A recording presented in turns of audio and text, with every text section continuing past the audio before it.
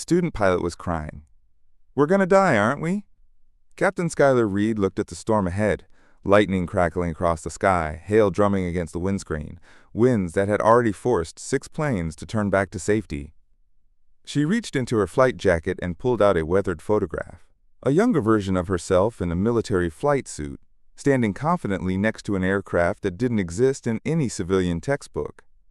"No," she said quietly, her steel blue eyes never leaving the storm ahead. "We're not." Her student glimpsed the photo before she carefully tucked it away, the aircraft behind her younger self. It had no visible identification, no country markings, no squadron patches, nothing. Welcome to Quiet Tales Studio. Before we begin this story of hidden expertise and quiet courage, tell us in the comments, where are you watching from today? And if you believe stories like this deserve to be heard, hit that subscribe button and help us share these powerful stories. The Riverside Flight Academy sat on the edge of a small valley, surrounded by rolling hills and farmland that stretched to the horizon. It wasn't the kind of place that attracted attention, just a modest airfield with 3 runways, a handful of training aircraft, and instructors who specialized in teaching nervous weekend pilots how to take off without embarrassing themselves. But Captain Schuyler Reed had never been ordinary, even when she was trying her hardest to blend in. She arrived each morning at exactly 6:47 a.m., 13 minutes before the academy officially opened, not because she was required to, but because precision was hardwired into her DNA. Her students called her Captain Reed, not because she insisted on the title, but because something in her bearing commanded respect without asking for it. At 32, Schuyler possessed the kind of beauty that made people look twice, then struggle to remember why. Auburn hair pulled back in a professional bun, steel blue eyes that seemed to see more than they revealed, and a confidence that moved like liquid through every gesture. She wore the same outfit every teaching day: crisp white shirt, navy slacks, and a worn leather flight jacket that had clearly seen better decades. The jacket was the only imperfect thing about her. Faded patches where insignia had been carefully removed, worn spots where medals once hung, and a texture that spoke of altitude and adventure that civilian aviation couldn't provide. Her students noticed things about Captain Reed that they couldn't quite articulate: how she never checked weather reports twice, as if she could read the sky like a book written in her native language; how her hands remained steady in turbulence that made instructors half her age reach nervously for backup controls; how she spoke to air traffic control with an authority that made controllers pause, listen, and somehow find themselves saying "yes, ma'am" to a civilian pilot. The Academy's owner, Bill Henderson, had hired her 3 years earlier after the briefest interview in his career. "Previous experience?" he'd asked. "Military aviation," she'd replied simply. "Which branch?" A pause. "Classified." Any other applicant would have been shown the door.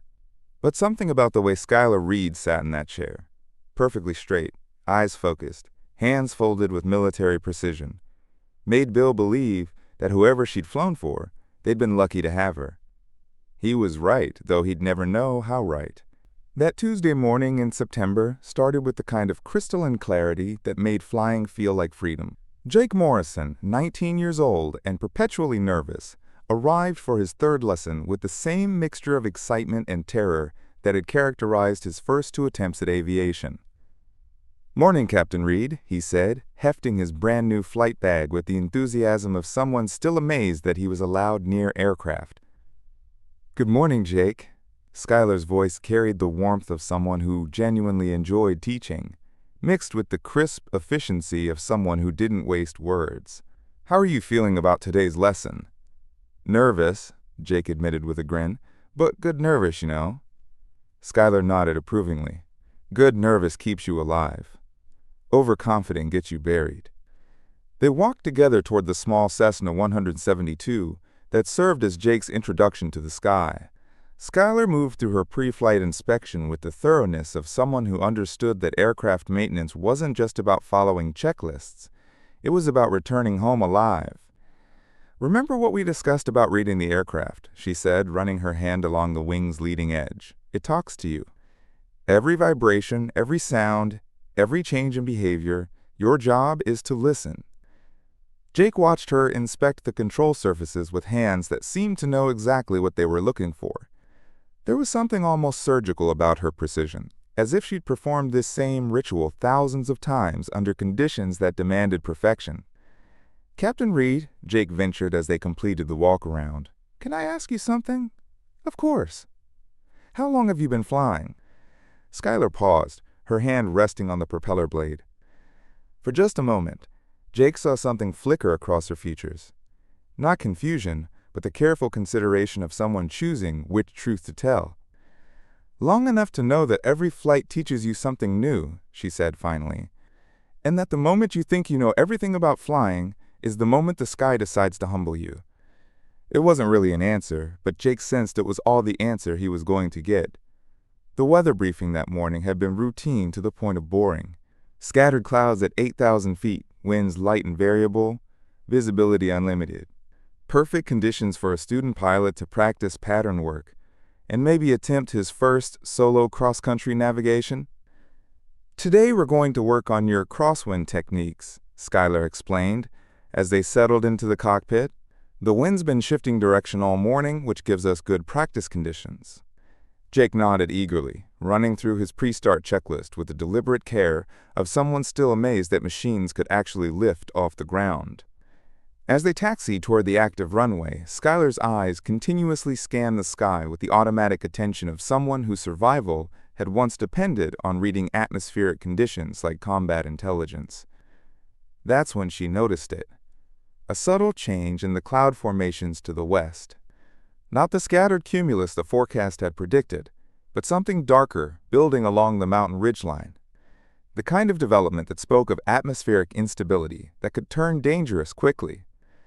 "Tower, this is Riverside 47 Charlie," she radioed as they reached the run-up area. "Request current weather conditions for the western sector."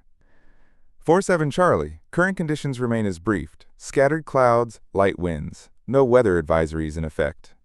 Skylar frowned slightly. Air traffic control was reading from the same forecast she'd seen. But forecasts were predictions, not reality. And reality was building into something that looked increasingly ominous. "Problem, Captain Reed?" Jake asked, noticing her expression. "Probably nothing," she replied, though her eyes remained fixed on the western horizon. "But in aviation, probably nothing has killed more pilots than definitely something." They took off into morning air that felt crisp and clean, the small Cessna climbing steadily toward their practice altitude. For the first 15 minutes, everything proceeded exactly as planned.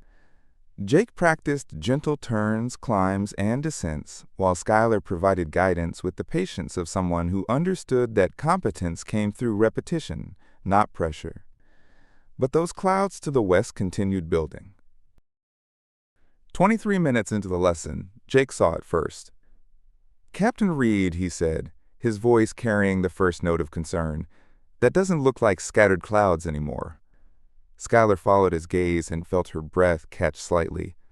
What had been a modest line of cumulus was now a towering wall of cumulonimbus, black and pregnant, with the kind of energy that turned routine flights into emergency situations. "No," she agreed calmly, "it doesn't." The transformation was happening with the frightening speed that characterized severe weather development. What meteorologists call explosive thunderstorm formation, the kind of atmospheric violence that could tear aircraft apart or slam them into the ground with downdrafts exceeding anything the small trainer was designed to handle. The radio came alive immediately. All aircraft, this is Riverside Tower. Be advised, we have rapidly developing thunderstorm activity moving into the area from the west. Recommend immediate return to base for all VFR traffic." Jake looked at Skylar expectantly, assuming she would immediately bank the aircraft around and race for the safety of the airport like every other pilot in the area was undoubtedly doing. She didn't. Instead, she reached into her flight jacket and pulled out the photograph. The image was worn from handling, edges soft with age. It showed a younger version of herself, maybe mid-20s, standing in a military flight suit beside an aircraft that seemed to belong in a science fiction movie, rather than any hangar Jake had ever seen. The machine behind her younger self was sleek and angular, covered in what appeared to be experimental technology. No visible markings, no identification numbers, no squadron patches or country insignia.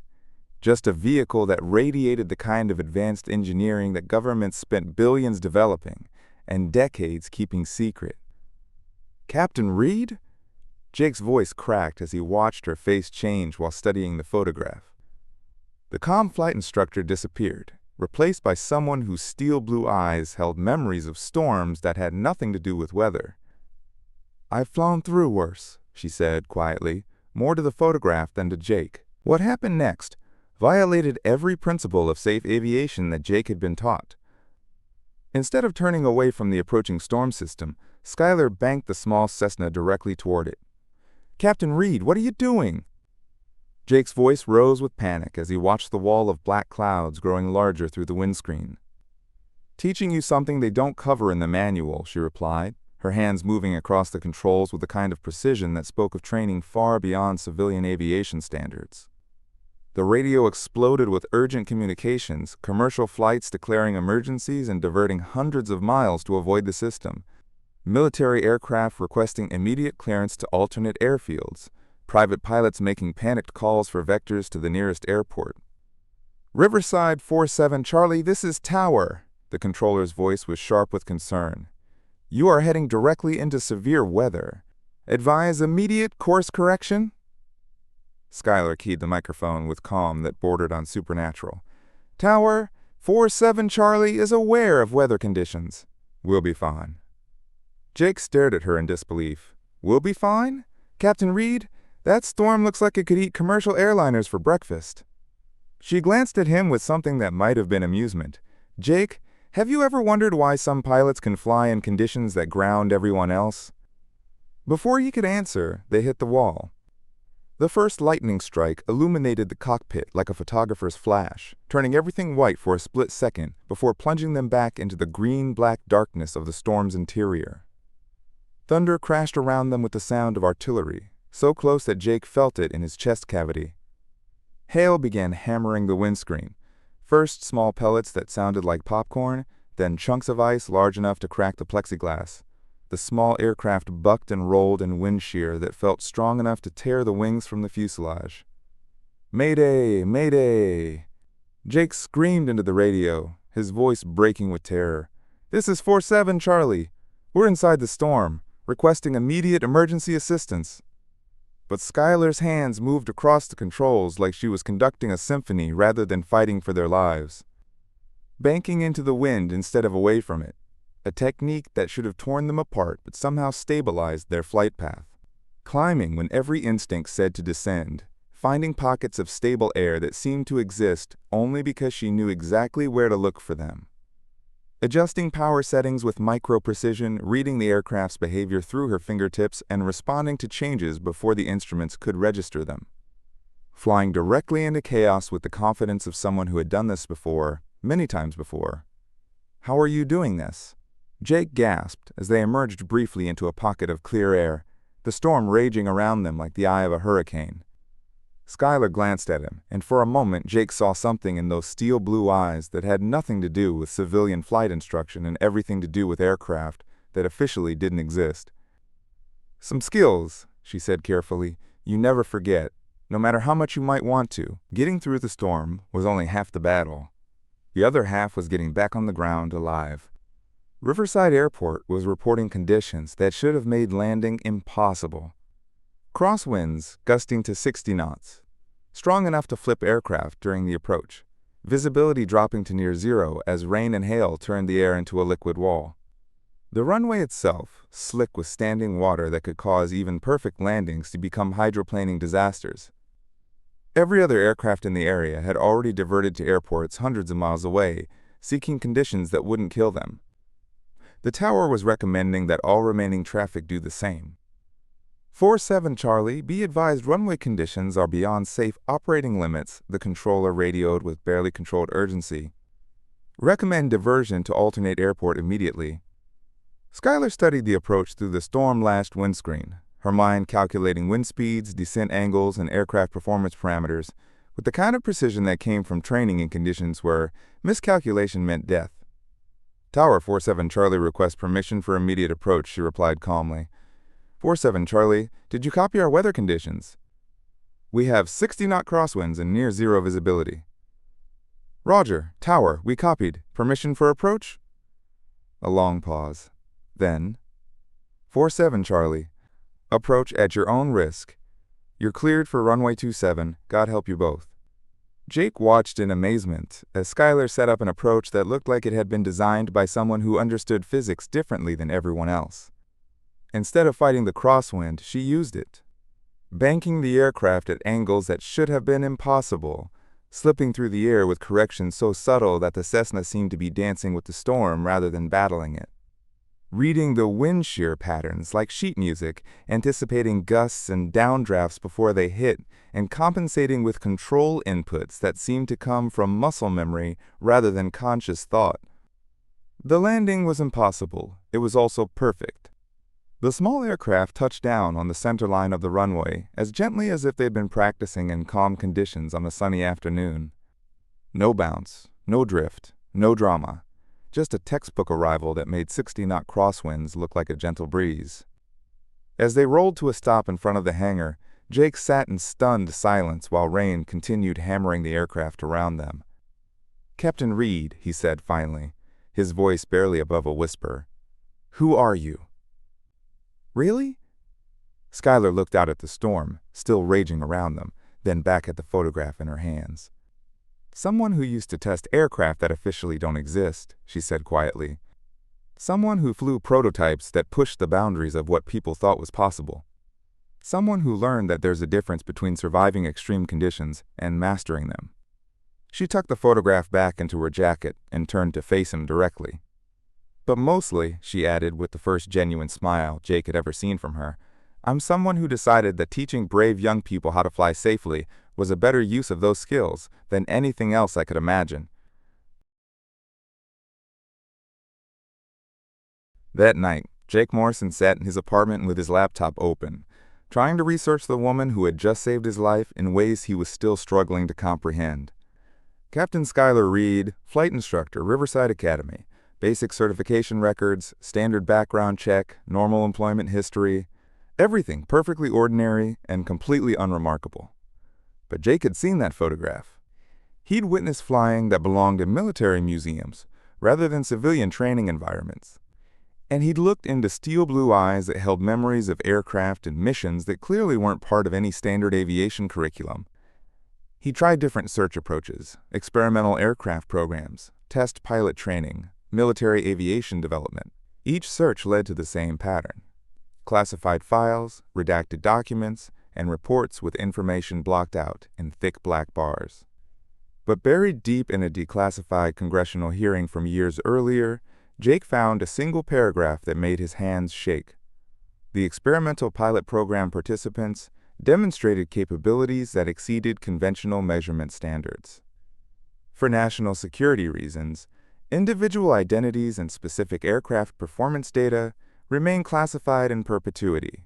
Program officially terminated due to excessive operational risks. Excessive operational risks.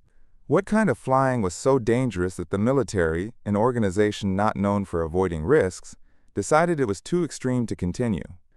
Jake stared at his computer screen until his eyes burned, trying to imagine what kind of aircraft required pilots whose skills exceeded conventional measurement.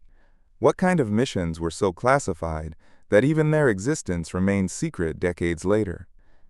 And what kind of person walked away from that world to teach nervous teenagers how to land safely in crosswinds? The following morning, Jake arrived at the academy 30 minutes early, hoping to catch Captain Reed before their scheduled lesson. He found her performing her usual pre-flight inspection with the same methodical precision as always, as if the previous day's storm flying exhibition had been perfectly routine. "Good morning, Jake," she said without looking up from checking the engine oil. "How did you sleep?" "Not much," he admitted. "I kept thinking about yesterday." "What about yesterday?" Jake studied her face, looking for any sign that she was being deliberately evasive. But her expression remained completely neutral, professionally interested without being pushy. "Captain Reed," he said carefully, "about what happened in the storm." She straightened up from the engine compartment and fixed him with those steel blue eyes that seemed to see more than they revealed. "Yesterday you learned that sometimes the sky tests you in ways you don't expect," she said simply. And sometimes if you're properly prepared and willing to trust your training, you're ready for the test. But the way you flew through that weather, that wasn't normal training. Skylar was quiet for a long moment, her gaze drifting toward the horizon where yesterday's storm had built its wall of violence. Jake, there are different kinds of training for different kinds of flying, she said finally. Some pilots learn to avoid extreme conditions, others learn to master them. Both approaches are valid, depending on your mission requirements. What were your mission requirements? Another pause. Longer this time? Classified, she said quietly. Jake nodded, understanding that some questions didn't have answers he was cleared to hear. But as they climbed into the aircraft for another lesson, he noticed something new. A small pin on Captain Reed's flight jacket collar, wings that weren't from any civilian aviation organization he recognized. The design was subtle, almost invisible unless you knew to look for it, but the craftsmanship spoke of an organization that didn't mass-produce its insignia. "Ready for today's lesson?" Skylar asked as they settled into their seats. "Yes, ma'am." "Good. Today we're going to work on emergency procedures." Jake smiled slightly. "I have a feeling I'm going to learn more than just emergency procedures." Skylar returned the smile with something that might have been approval. "The best lessons," she said as she started the engine, "usually do." As the weeks passed, Jake began to understand that learning to fly from Captain Skylar Reed meant learning to think about aviation in ways that traditional instruction didn't cover. She taught him to read weather patterns like tactical intelligence, to feel aircraft performance through his fingertips rather than just watching instruments, and to remain calm in situations that would panic most pilots. "Flying isn't just about getting from point A to point B," she explained during one lesson as they practiced unusual attitude recoveries. "It's about understanding that you're operating in three-dimensional space, where the rules of physics are absolute, but your response to those rules can be creative." "Creative how?" "There's always more than one solution to any flight problem," she said, demonstrating a recovery technique that wasn't in any textbook Jake had seen. "The question is whether you're trained to see the alternatives." Other students at the academy began to notice that Jake's flying was developing differently than theirs. He approached turbulence with confidence instead of fear, handled crosswinds with precision that seemed beyond his experience level, and displayed a situational awareness that impressed even veteran instructors. Reed's student, they called him, and it was meant as a compliment. But Jake understood that he wasn't just learning to fly. He was learning to think like someone whose definition of impossible had been recalibrated by experiences that civilian aviation couldn't provide. 6 months later, Jake Morrison received his private pilot certificate with test scores that made his examiner shake his head in amazement. "Who was your instructor?" the FAA examiner asked, after Jake demonstrated emergency procedures with a competence that bordered on professional level. "Captain Skylar Reed." The examiner made a note on his paperwork. "Reed, I keep hearing that name. Her students all fly like they've been trained by someone special." Jake smiled. "She is someone special." "What's her background?" Jake thought about the photograph, the storm flying, the aircraft with no markings, and the wings on her collar that belonged to an organization he'd never been able to identify. "She's someone who used to fly in conditions that most people can't imagine," he said finally. "And now she teaches people like me that the sky belongs to everyone brave enough to claim it." That evening, Jake stopped by the academy to thank Captain Reed one final time before starting his own aviation journey. He found her in the hangar, performing maintenance on the same Cessna they'd flown through the storm months earlier. She looked up as he approached, and for a moment he saw something in her expression that hadn't been there before. Pride, maybe. Or satisfaction. "Congratulations on your certificate," she said, wiping her hands on a shop rag. "You've earned it." "I had good training." "You had the courage to accept training that went beyond the standard curriculum." Jake nodded, understanding that their teacher-student relationship was ending, but something deeper was beginning. "Captain Reed," he said, "can I ask you one last question?" "Of course." "Do you ever miss it, whatever you used to do before you came here?" Skylar was quiet for a long time, her steel blue eyes focused on something far beyond the hangar walls. "I miss the aircraft," she said finally. "I miss the sense of pushing boundaries that no one had pushed before. I miss being part of something that was advancing human capability in ways the world will never know about." She paused, then looked directly at him. But I don't miss the secrecy. I don't miss the isolation. And I don't miss the knowledge that the work I was doing was so dangerous that most of the people who attempted it didn't survive. So you chose to teach instead. I chose to pass along skills that could save lives rather than skills that were designed to accomplish other objectives. Jake understood. Some heroes carried guns. Others carried knowledge. Both served their missions with equal dedication. Thank you, he said simply. Thank you for being willing to learn that flying is about more than just following procedures. As Jake walked away from the academy for the last time as a student, he turned back to see Captain Skylar Reed still working on the aircraft that had carried them through the impossible storm. She looked exactly like what she was, a quiet professional doing work that mattered, using skills developed in places the rest of the world would never know about, serving a mission that saved lives one student at a time. Some heroes wore uniforms and received medals. Others wore flight jackets and taught nervous teenagers that courage wasn't about the absence of fear, it was about the presence of training. And some of the most important victories happened not in classified skies, but in small aircraft over rural valleys, where the next generation learned that the impossible was just another word for inadequately prepared. Have you ever met someone who seemed ordinary until circumstances revealed who they really were? Someone whose calm competence made you realize they'd faced challenges you couldn't imagine? Tell us in the comments about the quiet heroes in your life. The people who use extraordinary skills in ordinary ways, who face the impossible with steady hands and determined hearts.